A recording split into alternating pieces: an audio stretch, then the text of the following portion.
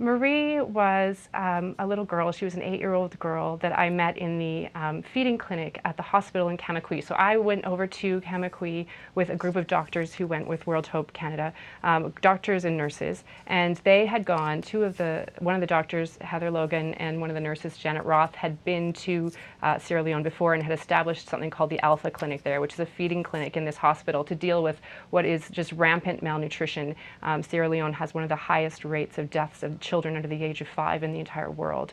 So this was part of what the doctors and nurses were working on while I was there. And so I went to the feeding clinic. The first day I was there, I met Marie, who was this child who was so weak that she couldn't sit up on a bed. She looked like a doll that someone had forgotten. You know, those dolls where the hair gets all ratted and sticks up everywhere and just looks like she's been left under the bed almost, you know. And I went over and I was trying to help. One of the nurses needed me to hold her up so she could be fed.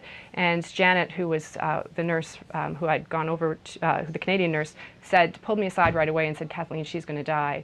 And I got really upset and said, "I don't believe you. None of this has to be bad all the time. What's with, this sort of sad, dramatic ending that we're always trying to put on things? She's alive right now. She's at the hospital. She's going to be okay."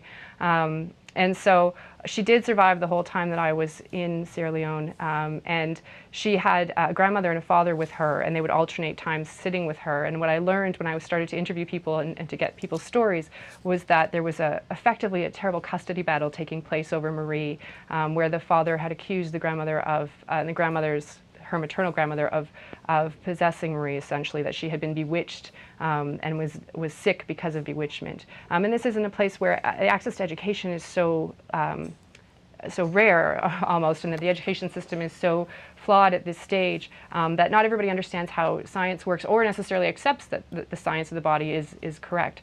So the understanding of how malnourishment works is not always as clear as we might think it should be. And so there was a feeling that she was becoming sick because she had been bewitched. And ultimately, after I left Sierra Leone, and I talk about this at the beginning of the book, so it doesn't spoil anything particularly for people, I got an email back from Janet Roth, who had returned several months later to tell me that Marie had indeed died.